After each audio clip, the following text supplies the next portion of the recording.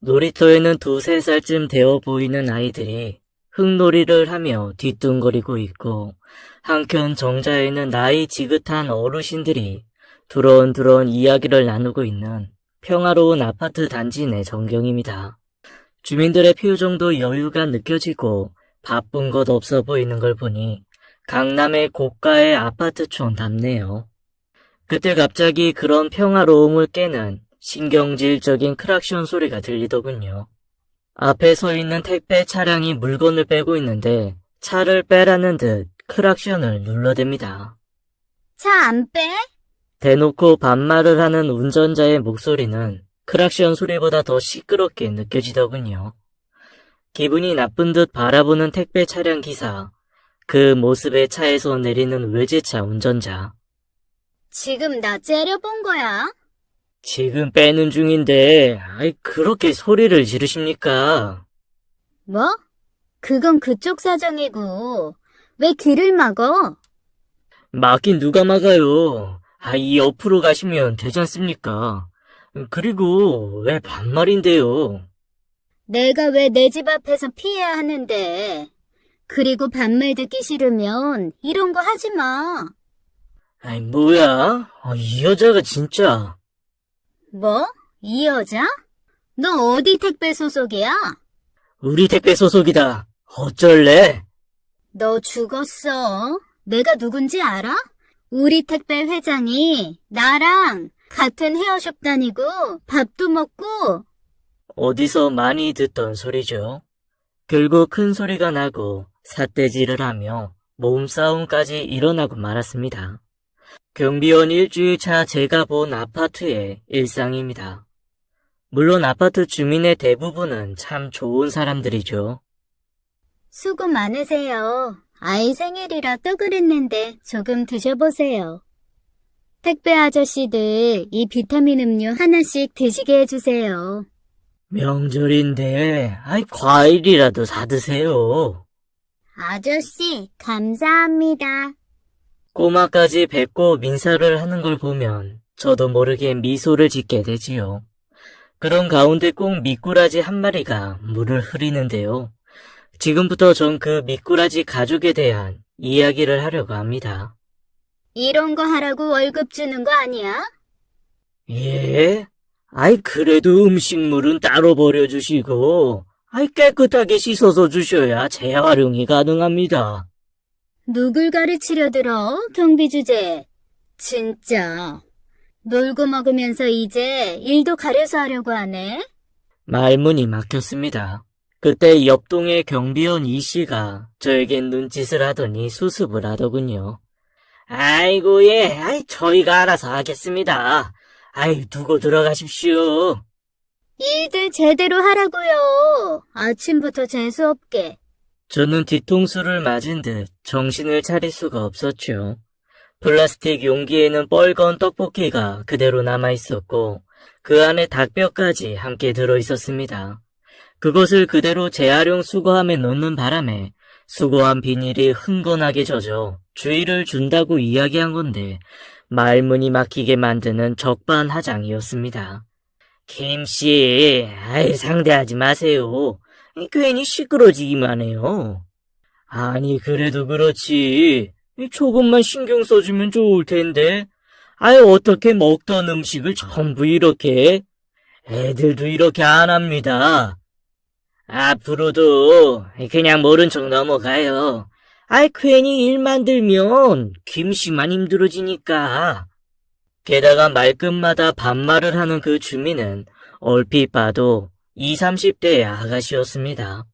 내 나이 60이 넘어 새 인생을 살고자 시작한 경비원 일입니다. 30년 동안 많은 학생들을 가르치는 일을 했죠. 물론 말 안 듣고 속 썩이는 아이들도 많이 있었습니다. 그래도 그런 아이들은 말귀가 통했거든요. 그러나 이런 말도 안 되는 상황과 경우는 처음인지라 저도 당황할 수밖에 없었죠. 게다가 나름 부끄럽지 않게 살아왔다고 자부하는 저로서는 이런 말도 안 되는 상황을 그냥 넘어가야 한다는 것이 너무나 고통스러웠습니다. 당장이라도 그만두고 싶었지만 그럴 수 없었죠. 그건 저와의 약속이었고 아내와의 약속이었습니다. 1년 전 이맘때쯤이었어요. 아니, 2박 3일인데, 아니, 무슨 짐이 그렇게 많아? 이게 뭐가 많아요. 옷도 있어야 하고 2박 3일 먹으려면 김치도 넉넉해야 하고 쌀도 그렇고 당신 좋아하는 된장찌개 끓이려면 된장하고 양념하고 어머니, 그냥 사드세요. 아니, 뭘 가셔서까지 밥을 해 드시겠다고. 됐어. 그런 데는 여행지라 비싸기만 하고 아버지가 얼마나 입이 까다로우신데. 그냥 사 먹자니까. 아이, 궁상스럽게. 그러니까 해외로 나가시라고 했잖아요. 기왕 2분 퇴직하시고 첫 여행인데. 다음에 너 돈 많이 벌면 그때 갈란다. 그깟 검사초봉 얼마나 된다고. 그리고 네 아버지 해외 나가봐야 촌스러워서 괜히 민폐 끼쳐. 참, 아이, 돈 아까워서 안 가는 거지. 아이, 내가 왜 촌스러워. 교장들 연수 갈 때도, 아이, 내가 다 영어하고. 그러니까 다음에 가자고요. 아, 맞다. 들깨가루 안 챙겼다. 들깨가루가 아니라, 이 두통약이나 챙겨요. 아이, 맨날 머리 아프다고 하면서. 걱정 마세요. 당신만 속 안 썩이면 되니까. 하하. 아내는 신이 났습니다. 집안 살림 다 챙길 듯 큰 가방을 둘러매고도 표정만은 밝더라고요. 저와 아내는 둘 다 초등학교 교사로 만났고 그렇게 결혼해서 30년간 교직 생활을 했습니다. 그리고 얼마 전 정년퇴직을 하게 되었는데요. 저나 아내나 학교 아이들에게 집중하느라 정작 내 아들은 졸업식조차 혼자일 때가 많았습니다. 그런데도 공부 잘하고 잘 자란 아들은 노스쿨을 장학생으로 졸업하고 얼마 전 검사가 되었답니다. 그동안 고생한 아내와 저를 위해 여행을 마련해준 아들. 우린 아이들 수학여행 때 가보았던 지리산에 가기로 했지요. 이제 편히 쉬면서 여행이나 다니면 되겠다 생각하니 저도 아이들처럼 설레더라고요. 그렇게 둘만의 운전을 해서 둘만의 여행을 시작했고 서울을 막 벗어나 들어간 고속도로 휴게실에 도착을 했습니다. 그리고 화장실에서 나오는 중에 전화 한 통을 받았어요. 아이고, 정민이냐? 아이, 그렇지 않아도 전화하려고 했는데 네가 보내준 퇴직 선물 싣고 여행 간다. 아이, 뭐? 언제? 그때 핫도그를 사가지고 오는 아내의 얼굴을 보았습니다. 환하게 웃는 표정이더군요. 여기 이게 인기 있대요. 연예인이 TV에서 여기 휴게소 오면 꼭 먹으라고 했나봐. 겨우 샀어요. 그래. 근데 무슨 통화를 그렇게 오래 해요? 아이, 정민이. 아, 그래? 정민이면 나도 바꿔주지. 신발 잘 맞는다고 인사해야 하는데. 할머니가, 돌아가셨다네. 어머, 언제? 어젯밤에. 지금 장례식 잡고 있는 모양이야. 어머머 세상에. 정민이 어떡해. 할머니밖에 없는 앤데. 이제 다 큰 앤데, 알아서 하겠지. 신경 쓰지 말고 갑시다. 이렇게 다시 지리산을 향해 출발했지만 마음은 영 편치 않았습니다. 정민님 부모님이 일찍 돌아가시고 할머니와 단둘이 살아왔던 아이입니다. 힘든 상황에서 학교 폭력을 당했고 괴로움에 나쁜 결심까지 했었는데 그때 담임이던 제가 정민이를 필사적으로 도와줬었지요. 학폭위를 열고 가해 학생들을 다른 학교로 보내면서 정민이는 다시 일상을 찾을 수 있었습니다. 그런 정민이인지라 유난히 신경이 쓰였지요. 그런데 마음을 눈치챈 아내가 조용히 말을 꺼냅니다. 가서도 내내 이럴 거 아니야. 그냥 오늘은 조문하고 내일 출발하자고요. 아니야. 그래도 당신하고 얼마 만에 가는 여행인데. 아, 됐어요. 맘 불편해서 하나도 안 좋을 것 같네. 정민이가 당신한테 자식이나 다를 바 없잖아요. 정민이 기다릴 거야. 가서 위로해주고 상주 노릇도 좀 도와주고. 아이, 진짜, 그래도 괜찮겠어? 나도 모르게 목소리가 밝아졌고, 아내는 포기한 듯 미소를 지었습니다. 그렇지 않아도 머리 아파서 약 안 챙긴 게 후회됐는데 잘 됐지 뭐. 아이, 고마워, 여보. 아, 내가 내일 가서는 더 잘해줄게. 응? 됐네요. 도착해서 소식 듣지 않은 게 다행이네요. 그렇게 정년 퇴직 후 간 첫 여행지에서 저는 아내의 배려로 돌아왔고, 쉰다고 하는 아내를 내려놓고 제자가 혼자 있을 장례식장으로 달려갔습니다. 훌쩍 커버린 제자는 저를 보고 오열했고 감사함에 고개를 숙였습니다. 애썼다, 정민아. 정민이를 꼭 안아주고 위로해주면서 오길 참 잘했구나 생각했습니다. 그런데 저의 이 행동은 씻지 못할 결과를 내고 말았습니다. 아버지, 어머니가 쓰러지셨어요. 2시간 전까지 아무렇지도 않았던 사람인데 그저 가끔 머리가 아프다고만 했고 누구나 있는 두통쯤으로 약 먹으면 괜찮아지곤 했었습니다. 병원은 무슨 병원? 약 먹으면 멀쩡한데. 그런데 아내가 뇌출혈로 쓰러졌습니다. 내가 제자를 챙기는 동안 혼자서 꾹 참으며 날 기다리고 있다가 쓰러졌고 아내는 그렇게 세상을 떠나고 말았습니다. 처음이자 마지막 여행. 결국 아내가 그렇게 꿈꾸던 둘만의 여행은 완성하지 못했고 저는 그렇게 하늘나라로 아내를 보냈죠. 내가 만일 그때 가지만 않았어도 아내 곁에만 있었어도 머릿속을 맴도는 자책감이 저를 괴롭게 했고 아내에 대한 미안함과 내 자신에 대한 죄의식이 떠나지 않았습니다. 교사라는 사명감만 가득했던 저를 한없이 기다려주고 응원해주던 아내는 이제 떠나고 없었습니다. 늘 기다리기만 했던 사람.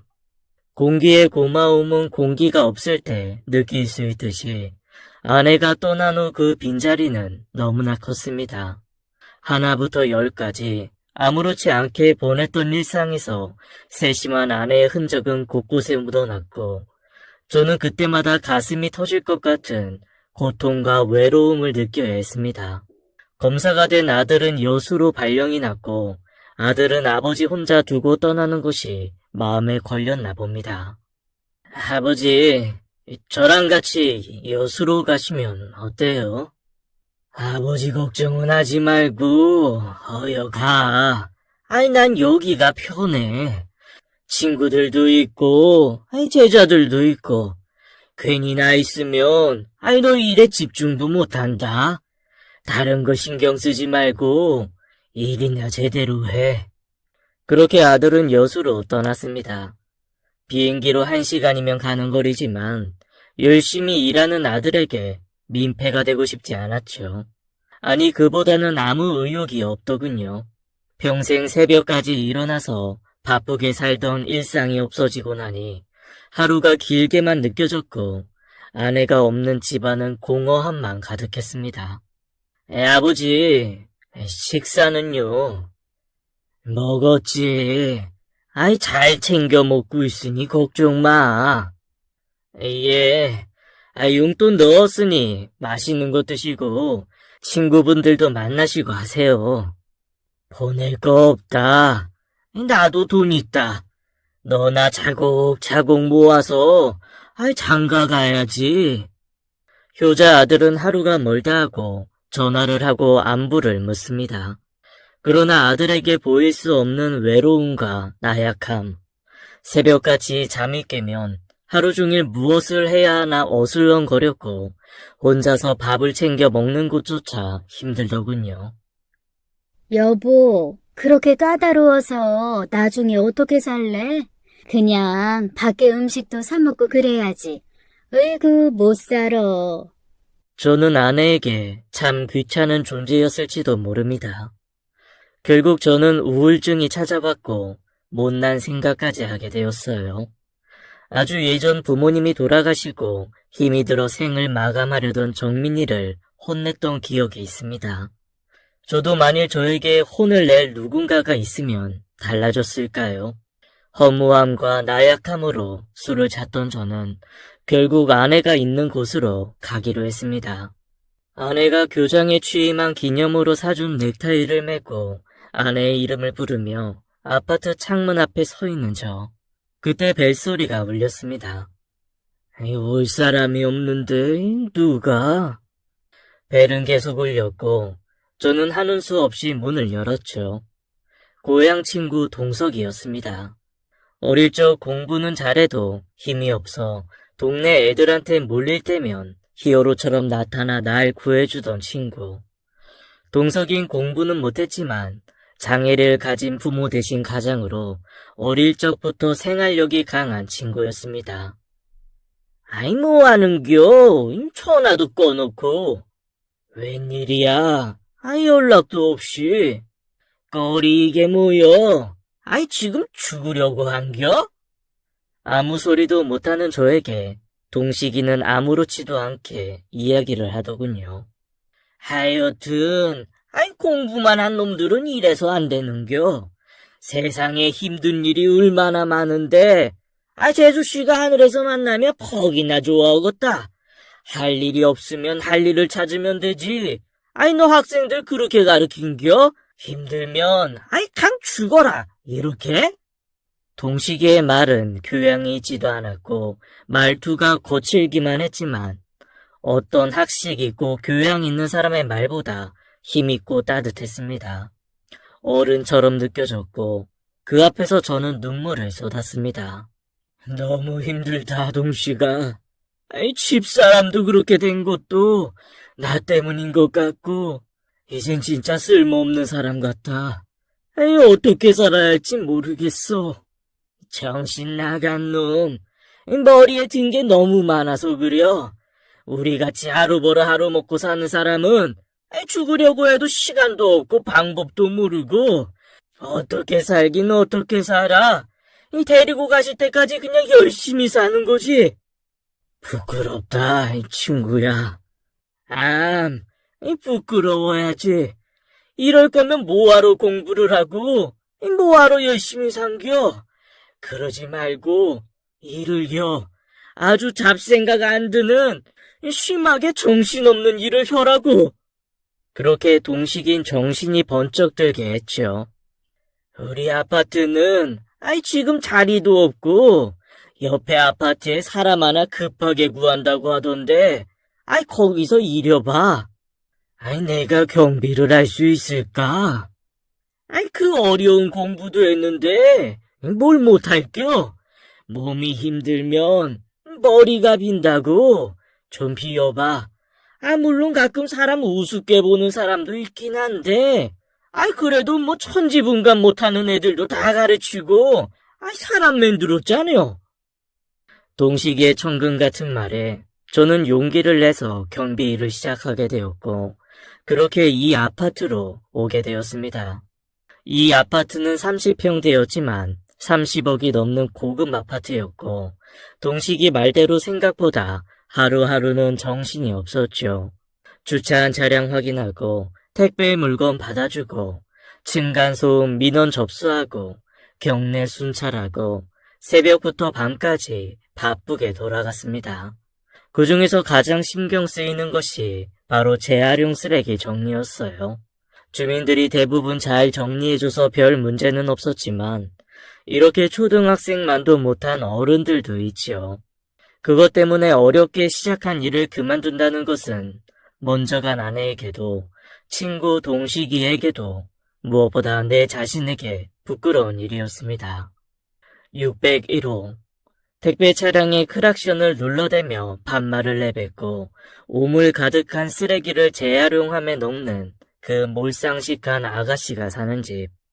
인터폰이라도 울리면 심장이 벌렁거리고 601호만 아니길 바라는 것은 비단 저만의 생각은 아니었습니다. 아랫집 윗집 옆집 할 것 없이 601호와의 마찰로 경비실 인터폰은 쉴 새 없이 울렸고 그때마다 저는 뛰어가야 했습니다. 어떻게 가정교육을 받았길래 저렇게 싸가지가 없나? 참 이래서 부모 교육이 중요한 거야.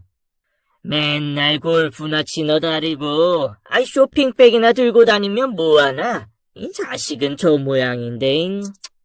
그러니까 저런 여자 누가 데려가? 아이고 이 생각만 해도 끔찍하네. 경비실에 모인 경비원들은 이미 당할 만큼 당한 듯 저마다 한마디씩 했죠. 부모 없이 자라도 인성만 좋은 우리 정민이 생각하면 더 말이 안 되는 경우였습니다. 밤이 되면 주차장은 난리가 납니다. 재개발을 앞둔 오래된 아파트라 지하 주차장이 없는 관계로 지상에는 차들로 북새통을 이룹니다. 특히 입구 통로나 소방구역에 차량을 세우면 문제가 되기 때문에 무엇보다 경비원들이 가장 신경을 써서 관리를 해야 하는데요. 다음날 출근을 원활하게 하기 위해서입니다. 그런데 새벽에 아파트로 출근을 하다 보니 통로에 차 한 대가 서 있는 겁니다. 저와 교대로 경비를 서는 오 씨는 밤에 잠시 순찰을 도는 동안 차를 세워놓고 운전자가 없어졌다며 울상이 된 채 교대를 하였습니다. 출근 시간 주민들은 불편을 호소했고 저는 방송을 통해 차를 빼달라고 여러 차례 알렸지만 나타나지 않더군요. 주민용 스티커가 붙어있질 않은 걸 보고 외부 차량으로 방문객이라는 생각을 했습니다. 그러나 아무리 기다려도 차주는 나타나지 않았고 주민들에게 일일이 양해를 구하였습니다. 오전이 다 지나고 저는 관리실에서 배부받은 불법 주차 차량 스티커를 붙였죠. 당신이야? 내 차에 스티커 붙인 사람이? 점심을 먹다가 놀라 돌아보니 하필 601호 그 여자였습니다. 예. 701 찾으신가요? 여러 차례 방송을 했는데요. 통로에 세워두시면 다른 차들이 못 다녀서요. 그럼 세울 데가 없는데 어떡할까? 내 집에 내 차도 못 세우면 그거 관리하라고 여기 있는 거 아니에요? 예. 그런데 주민용 스티커도 없어서 연락할 길도 없고. 밤에는 관리실 문 닫으니까 스티커 못 받았지. 그럴 거면 24시간 일을 하든가. 아이고, 그러신 줄도 모르고 경비실에라도 이야기해 주셨으면 좋았을 텐데. 이 아저씨 진짜 말 많네. 그래서 새 차에 이런 떨어지지도 않는 딱지 붙여놓으면 어쩔 건데. 이 차가 얼마나 어렵게 뽑은 차인 줄이나 알아? 얼마짜린 줄 아냐고. 죄송합니다. 죄송이면 다야. 기물 파손으로 손해배상 청구하기 전에 스티커 깨끗하게 세차해서 갖다 놔. 키를 던지는 601호 아가씨의 행동에 할 말을 잃었습니다. 그동안 제가 너무 상식적이고 좋은 사람들만 만나고 살았나 보네요. 이봐요 아가씨, 제가 몰라서 스티커를 붙인 건 잘못했지만 아무리 그래도 아버지 뻘 되는 사람한테 반말하고 그러면 아예 안 되는 겁니다. 뭐래 이 아저씨. 늙은 게 자랑이야? 미안하면 미안하다고 하면 되지. 내가 아저씨한테 왜 훈계를 들어야 하는데? 그러고 보니 이 아저씨 지난번에도 쓰레기 가지고 트집 잡더니 나한테 무슨 억하심정이라도 있어? 아니요. 그럴 리가 있겠습니까? 저는 그냥 여기서 해야 할 일을 하고 있는 겁니다. 그래서 스티커 붙이는 게 해야 할 일이냐고. 무슨 경비가 일을 이따위로 해? 학교에서 뭐 배웠어? 남의 차에 이런 거 막 붙이면 되는 거야? 죄송합니다. 하긴 학교를 다녀보긴 한 건지. 그 소리에 속에서 불이 올라오고 입에서는 안 써보던 욕이 나올 것 같은 걸 꾹 참느라 잇몸이 다 쑤시더군요. 세상에 내 자식 벌 되는 사람한테 이런 이야기까지 듣고도 참는 것이 맞는지 도무지 알 수가 없었습니다. 혹시 괜히 고급차 보니까 흠집 내고 싶어서 그런 거 아니야? 무슨 그렇지 않습니다. 제가 깨끗하게 떼어놓겠습니다. 그때 관리소장님과 다른 동 경비들도 뛰어왔습니다. 죄송합니다. 우리 김씨가 온 지가 얼마 안 돼서 실수를 한 것 같습니다. 실수는 무슨. 그 뭐야? 부자 보니까 배 아픈 거잖아. 좋은 차 보니까 해코지하고 시비 걸고 그러는 거 아니야? 얼른 사과드리세요. 정중하게. 됐어요. 이거 유리에 기스라도 나면 그땐 내가 가만 안 있어. 아저씨 월급에서 깔 거니까. 그걸로 될지 모르겠지만. 제가 90도로 허리를 숙여서 사과를 하고서야 601호는 올라갔습니다. 전 다음날 그 유리에 있는 스티커를 깨끗하게 물로 닦았죠. 혹여라도 스크래치가 날까봐 진짜 조심스럽게. 그 모습을 자신의 집에서 보고 있던 601호의 여자의 모습이 보이더군요. 그때부터 시시때때로 601호의 호출이 시작되었죠. 우리 집 물 새는데? 점심을 막 먹으려는 순간에 인터폰이 울렸습니다. 관리실이 마침 점심시간이라 점심시간이 지난 후 올려보내겠다고 했지만 막무가내더군요. 지금 물이 새서 물바다가 된다고. 밥이 넘어가요? 할 수 없이 뛰어 올라간 저는 아연질색하고 말았습니다. 변기 좀 뚫어줘요. 막혔네. 물이 샌다면서요? 그건 멈췄고 이왕 온 거 변기 좀 뚫어달라고. 누수는 거짓이었고 변기의 볼일을 보고 막혔다고 저한테 연락을 한 거죠. 저 죄송한데 경비실에서 할 일은 아니고요. 업체에 맡기시는 게 좋겠습니다. 이 아저씨 뭐라고 하는 거야? 남의 새 차를 엉망으로 만들어 놓고도 불쌍해서 봐줬더니 지금 내가 부탁하는 걸로 보여? 뭔가 착각하고 있나 보네. 그땐 제가 죄송하다고 말씀드렸지 않습니까? 왜요? 더러워요? 그럼 애초에 이런 일을 하지 말든가. 배부른 소리 하고 있어 진짜. 갈수록 가관이었지만 또 소란스럽게 하기 싫었습니다.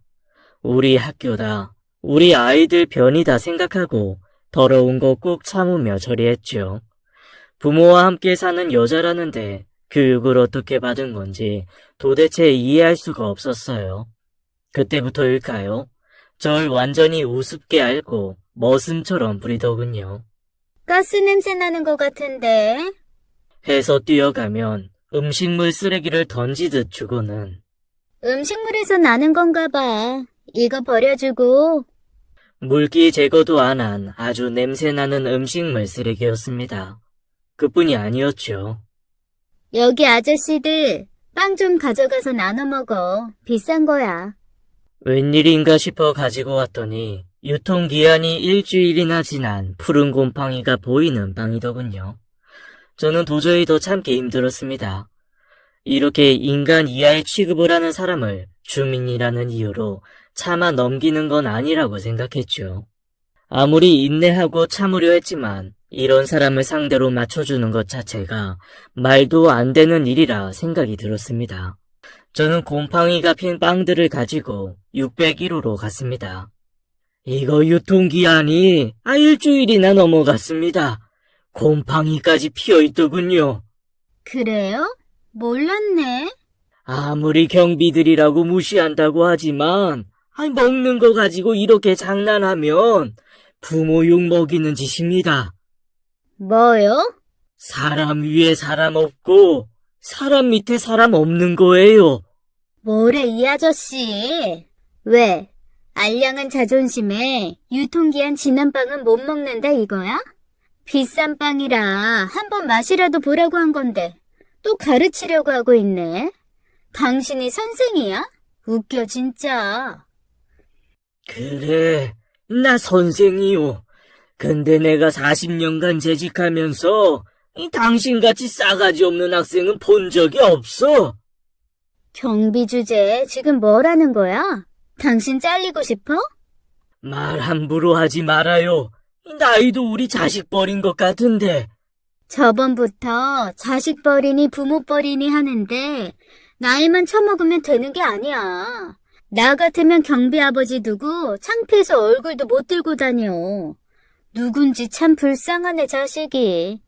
그 말에 도저히 참지 못한 저는 가지고 있던 빵을 모두 그 여자에게 내던졌습니다. 인내라면 남에게 뒤지지 않는 저였지만 한계를 느꼈고 결국 저는 폭발하고 만 것입니다. 그리고 저는 그 문을 열고 나와 엘리베이터를 탔습니다. 분노에 욕을 하는 그 여자의 목소리가 들려왔어요. 야, 당신 내가 가만둘 줄 알아? 너 이제 끝났어. 경비원 주제. 말끝마다 경비원을 비하하는 여자를 보면서 잘 자라준 아들이 고맙게만 느껴졌습니다.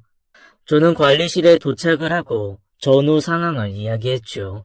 죄송합니다. 그만두겠습니다. 모두 왜 그런지 아는 듯 절 짠한 눈으로 바라보더군요. 아이고, 조금만 참지. 그런 여자는 그냥 상대 안 하는 게 제일인데. 하긴, 오시기 전에 그만둔 경비원도 결국 201호 때문이었어요.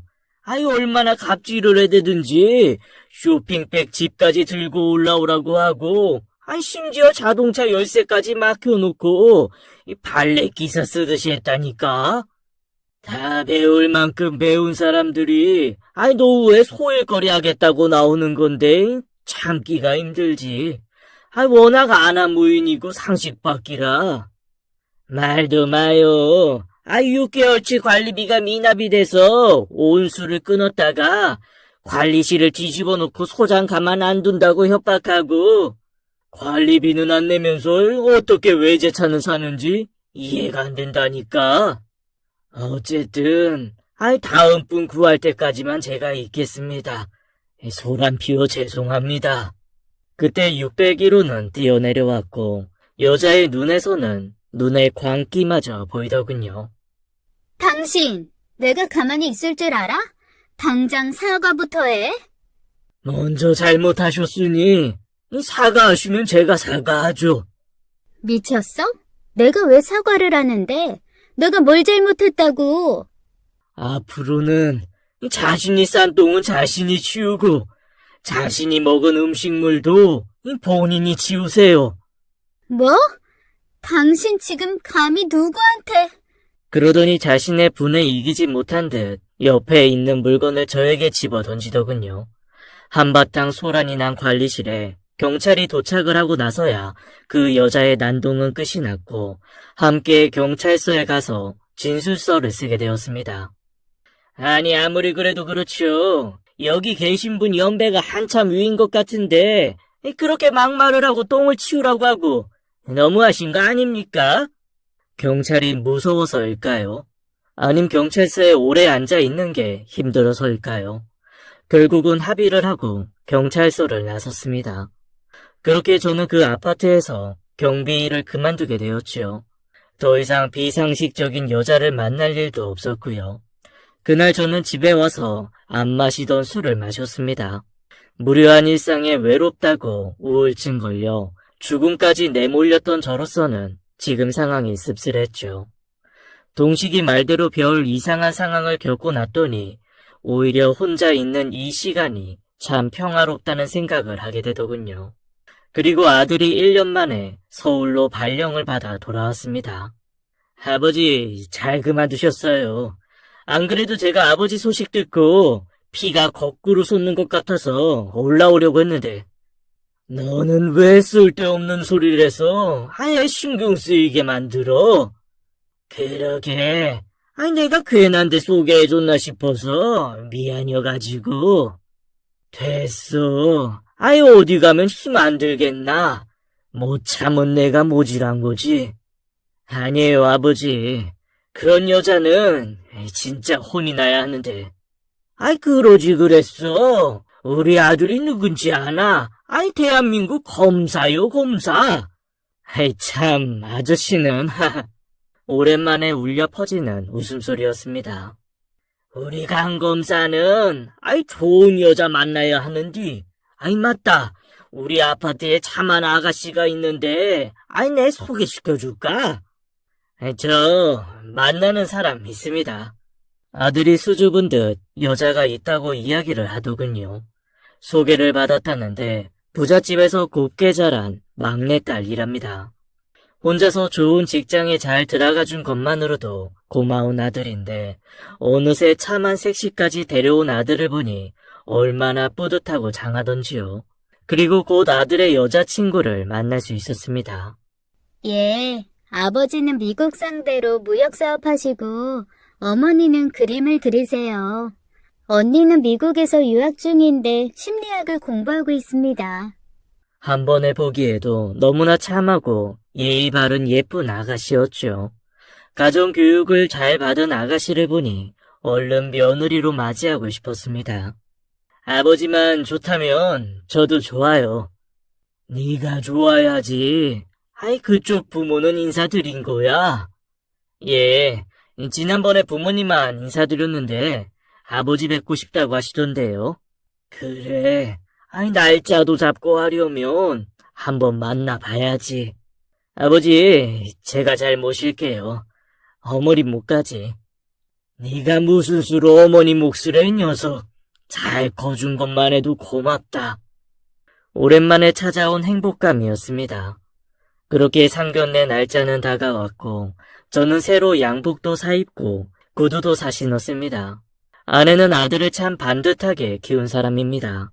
아들이 검사가 될 수 있었던 것도 아내의 공이지요. 저는 학생들 돌본다고 신경 쓰지 못할 때 아내는 학교 일 하면서도 집안일이며 아이까지 완벽에 가까운 사람이었습니다.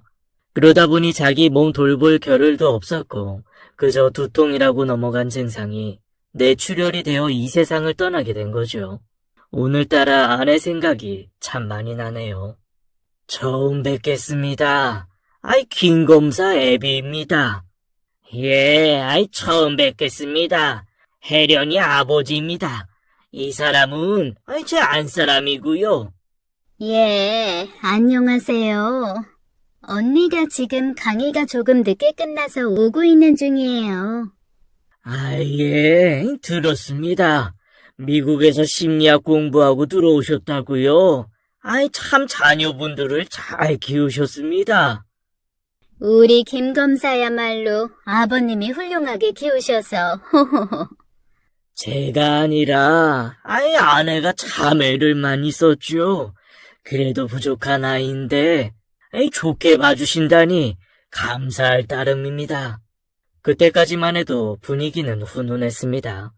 아버지란 사람은 허풍이 좀 심하긴 했지만 사업하는 사람이라 그럴 거라 생각했고 어머니는 영어를 많이 쓰긴 했지만 해외에서 오래 지내서 그런가 보다 했지요. 그런데 문이 열리고 들어오는 언니를 본 순간 하마터면 먹던 물을 뿜을 뻔했습니다. 바로 그 601호 그 진상이었기 때문입니다. 죄송해요.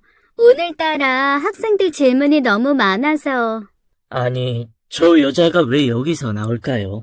바로 그 유학가 있다던 언니가 저 똥싸개였다니요. 저는 진짜 너무 기막히고 너무 놀라 말이 나오지 않았습니다. 제가 경비복을 벗고 양복을 입고 있어서일까요? 알아보지를 못했나 봅니다. 처음 뵙겠습니다. 혜련이 언니 수련이에요. 유학 갔다가 귀국한 지가 얼마 안 되셨다고 들었습니다. 예, 한 달도 안 됐어요. 그럼 그 전에 쭉 미국에 계셨나 봅니다.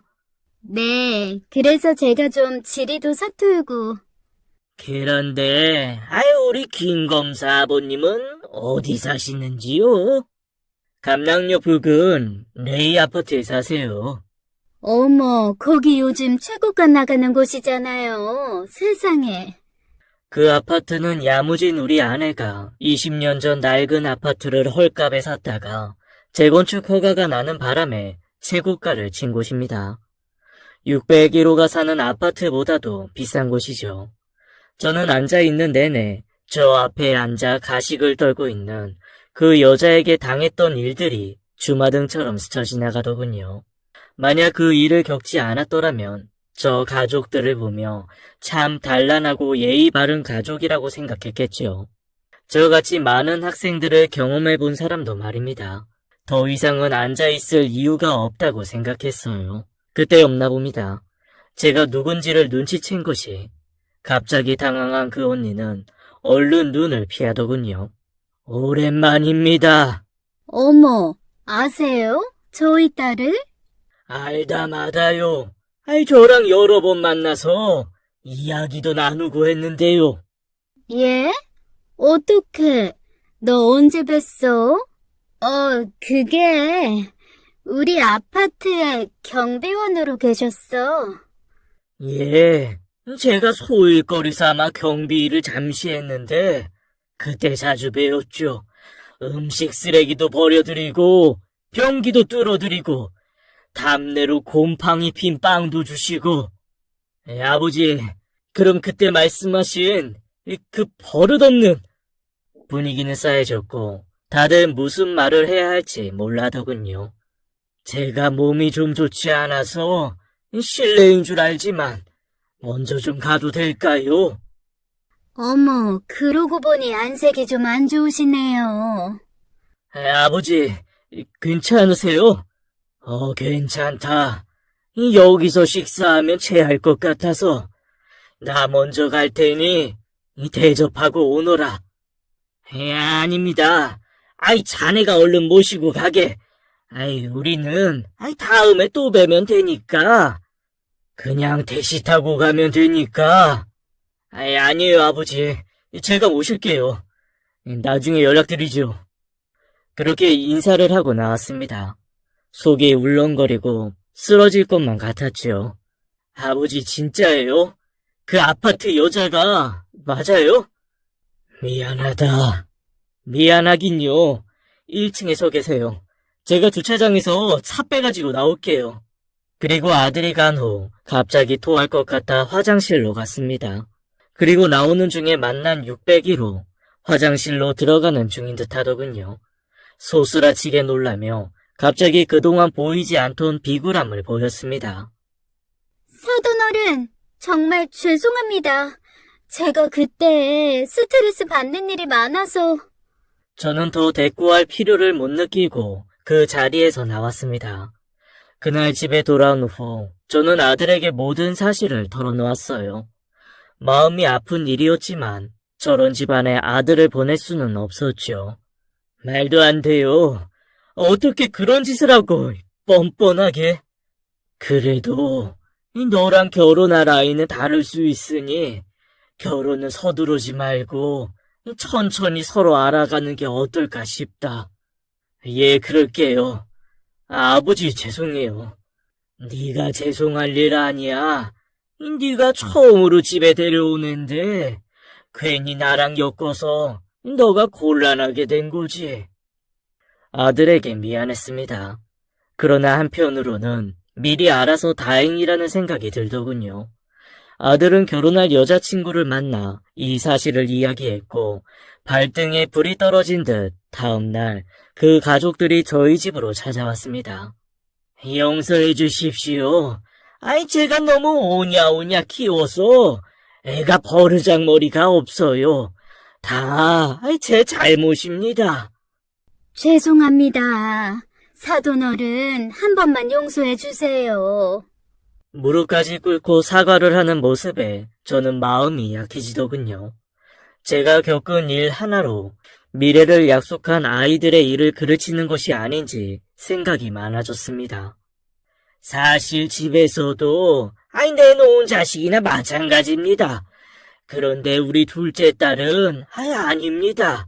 그러니 이번 한번 눈 감아주시고 받아주십시오. 제가 평생 가르치겠습니다.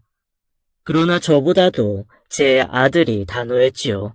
저희 아버지한테 그렇게 행동한 가족을 받아들일 수 없습니다. 하지만 하루가 멀다 하고 그 가족들은 찾아왔고 그렇게까지 머리를 조아리며 용서를 구하는데 제가 뭐라고 아이들 앞길을 막나 싶더군요. 아들에게도 한 사람의 행동으로 집안 전체를 판단하지 말라고 이야기했죠. 그날부터 아들의 결혼할 상대인 아이는 하루가 멀다 하고 찾아왔습니다. 아버님, 이거 저희 부모님께서 갖다 드리라고 해서요. 신만이한테 직접 구한 산삼이래요. 아버님, 이거 아버지가 보내신 와인이에요. 프랑스 최고급이라고 아주 구하기 힘든 건데 꼭 드셔보시라고 했어요. 미안함에 어쩔 줄 몰라 눈치를 보는 아이를 보며 오히려 제가 심했나 싶었습니다. 이제 그만해도 된다. 아니, 같은 뱃속에 나온 자식이라도 다 다른 거니까 너랑 언니는 다른 사람이라고 생각한다. 저도 너무 속상해요, 아버님. 언니 때문에 얼마나 화가 나고 속이 상하셨을까 생각하니까 오빠가 저한테 화난 거 너무 당연해요. 저 평생 갚으면서 살게요. 눈물까지 보이는 아이를 보니 안쓰럽더군요. 그래서 용서하고 받아들이기로 했습니다. 그렇게 힘들지만 결혼을 승낙했고 아들도 제 뜻을 받아들였죠. 예식장을 잡고 양복을 맞추고 그야말로 바쁜 시간이 지나갔습니다. 아내가 있었으면 얼마나 좋을까 그립더군요. 그렇게 결혼식을 일주일 앞둔 어느 날이었습니다. 그게 무슨 소리야? 아이, 정민이가 왜? 자식처럼 아끼는 정민이가 입원을 했다는 소식을 들었습니다. 얼마 전에도 할머니 기일이라고 함께 낙골당에 다녀오면서 이야기를 나눴던 정민입니다. 택배 회사에 취직하게 되었다고 해서 운동화를 선물했는데 입원한 병원으로 달려가니 위에서 던진 택배의 물건에 맞아 어깨를 다쳤다는 겁니다. 다행히 무겁지는 않았지만 그래도 높은 곳에서 던진 터라 어깨에 인대가 늘어나고 부상을 입은 것이죠. 정민아, 아이, 괜찮아? 예, 괜찮아요. 그냥 좀 인대가 늘어나서. 아이, 도대체 어떤 것들이 이런 무식한 짓을?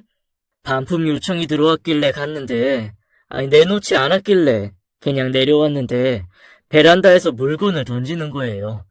피하긴 했는데, 어깨에 스쳐서. 그래서 사과는 받고, 배상 요청은 했어. 일부러 안 가져간 줄 알고 화가 나서 그런 거라고. 이런 나쁜 사람들이 진짜. 근데 말이다. 거기가 어딘 줄 아냐? 병실 문을 열고 들어오는 사람은 다름 아닌 동식이었습니다. 동식아, 네가 여길 웬일이냐?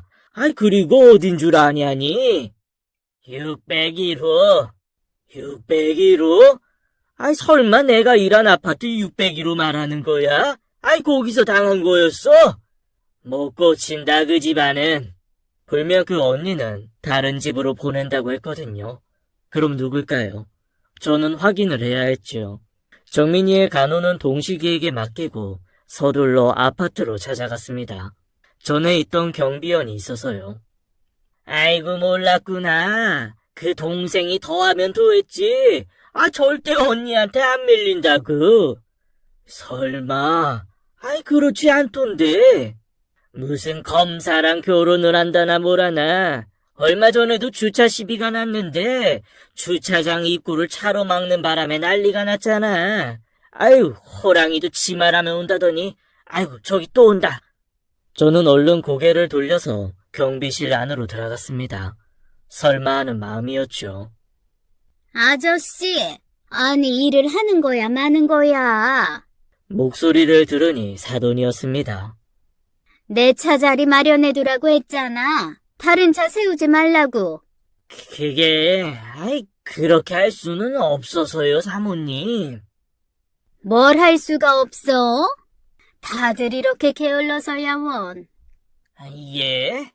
이래서 말귀 잘 알아듣는 젊은 사람들 써야 한다니까. 그때 귀에 익은 목소리가 들려왔습니다. 그리고 그 택배기사 진짜 다친 거 맞아?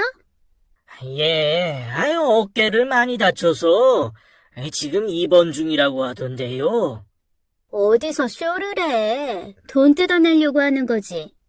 그러니까 없는 것들 괜히 건드리면 골치 아프다고 했잖아. 넌 이제 조심해야 돼. 검사님, 사모님 될 텐데. 그리고 사모님, 그 관리실에서 아까 찾아갔는데, 문을 안 열어주신다고? 관리실이 왜?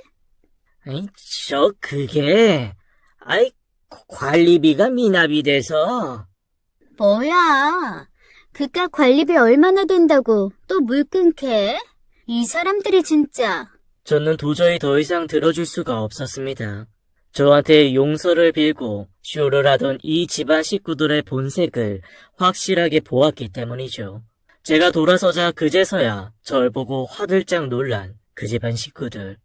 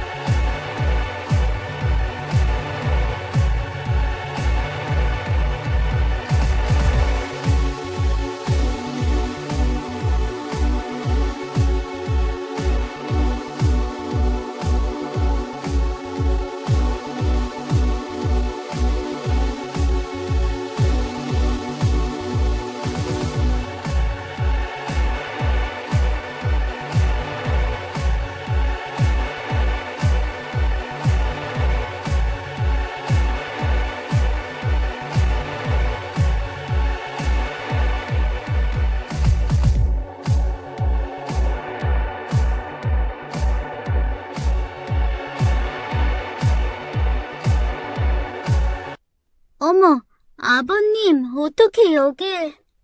어리석은 내가 잘못된 선택을 하려니 이렇게 막아주네. 어머, 사돈 오셨으면 저희 집으로 모실걸. 사돈은 누가 사돈입니까? 이 물값도 못 내서 민폐를 끼치면서 뭐가 그렇게 당당해서 큰 소리를 치는 건지 부끄럽지 않습니까? 놀란 그 집안 식구들은 다시금 무릎을 꿇더군요. 경비원들이 하나둘 모였고 저는 말을 이었어요. 자, 여기에 사과해요. 여기 있는 분들 다 배울 만큼 배우고 사회에서 열심히 일하다가 노후에 봉사하러 온 사람입니다. 당신들이 그렇게 함부로 이야기하고 대해도 되는 분들이 아니라고요. 제 아들 때문이었겠죠. 울며 겨자 먹기로 용서를 비는 모습을 보이더군요.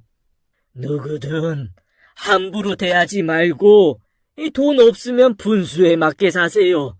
부끄러운 줄 알고. 저는 그렇게 하고 싶은 이야기를 하고 돌아왔습니다. 아들은 이 모든 사실을 듣고 파혼을 했죠. 그리고 몇 달 후 동식이 아파트에 있는 피아노 선생님과 소개를 받아 결혼을 했습니다.